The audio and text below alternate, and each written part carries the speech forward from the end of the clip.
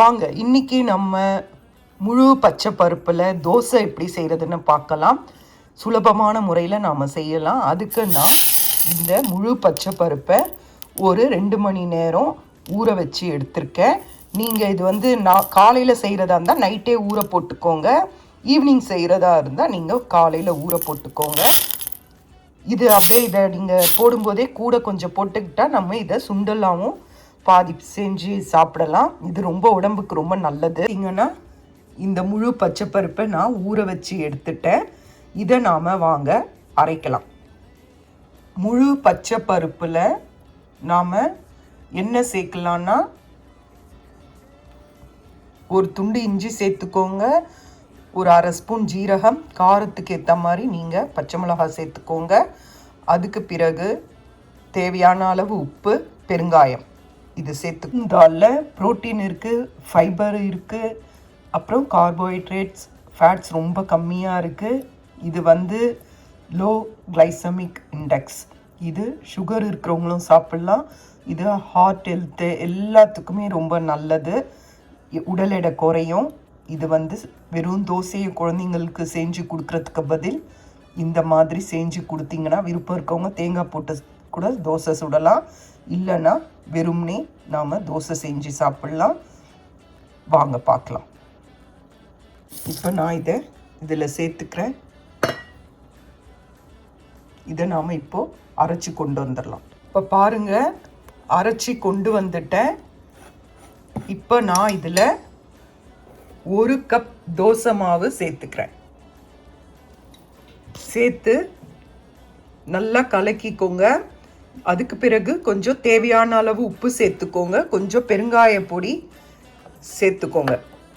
நாம் இதை வெறும் தோசையாக சாப்பிட்றதோட இந்த மாதிரி சேர்த்து சாப்பிட்டிங்கன்னா நமக்கு நம்ம உடம்புல ஜீரணமாகிறது ரொம்ப பொறுமையாக நடக்கும். உடனே செரிமானம் ஆகிடாது. இந்த மாதிரி ஃபைபர் இருக்க பொருளெல்லாம் சேர்த்து சாப்பிட்டிங்கன்னா நம்ம உடம்புக்கு ரொம்ப நல்லது. சுகர் இருக்கிறவங்களுக்கெல்லாம் ரொம்ப ரொம்ப நல்லது.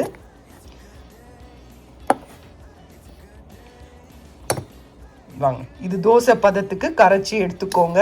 நான் சொன்ன பெருங்காயமும் உப்பு போட்டுக்கோங்க.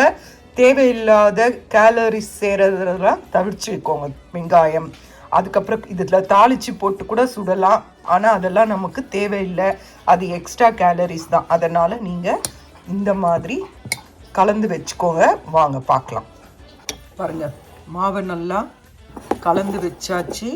தோசை மாவு பதத்துக்கு கரைச்சிக்கோங்க.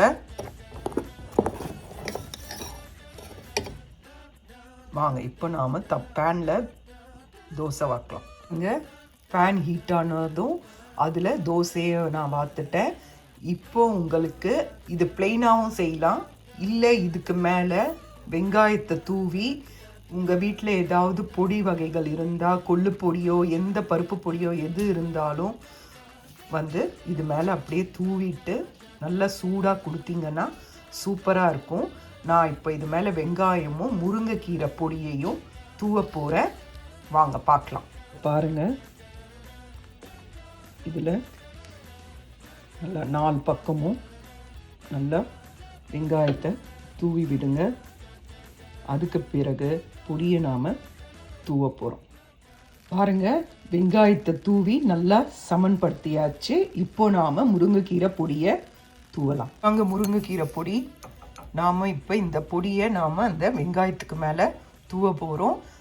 ஏன்னா இது ரொம்ப உடம்புக்கும் ரொம்ப நல்லது, நிறைய இரும்பு சத்து இருக்குது.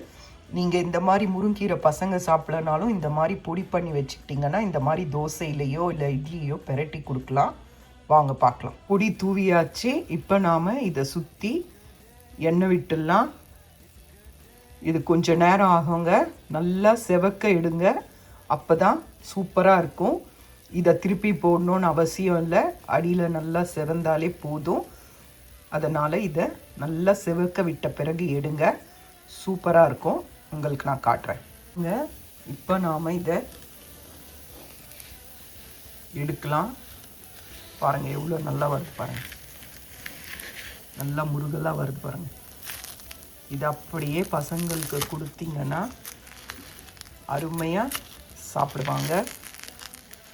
பாருங்கள் எவ்வளோ அழகாக ரெடி ஆயிடுச்சு பாருங்கள். ஹெல்த்தியான பிரேக்ஃபாஸ்ட் ரெடி. இது சாப்பிட்றதுக்கு ரொம்ப சுவையாக இருக்கும். இதை சும்மாவே சாப்பிட்லாம். வேணும்னா நீங்கள் வெங்காய சட்னியோ அது உங்களுக்கு வீட்டில் என்ன இருக்கோ சாம்பார் வெறும்னே சாப்பிட்லாம். நீங்கள் தாராளமாக சூப்பராக இருக்கும். வெறும் தோசை செஞ்சிங்கன்னா அதுக்கு சட்னி ஏதாவது செய்யுங்க. இது ரொம்ப நல்லது, ஹெல்த்தியானது.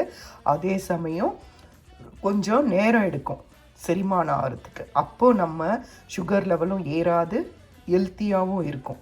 இந்த மாதிரி செஞ்சு பாருங்கள். இப்போ பாருங்கள், பிளெயின் தோசை எதுவுமே இல்லாமல் வெறுமனே நாம் திருப்பி போட்டு இதை செய்யலாம். மாவு விட்டு எண்ணெய் விட்டுருக்கேன்.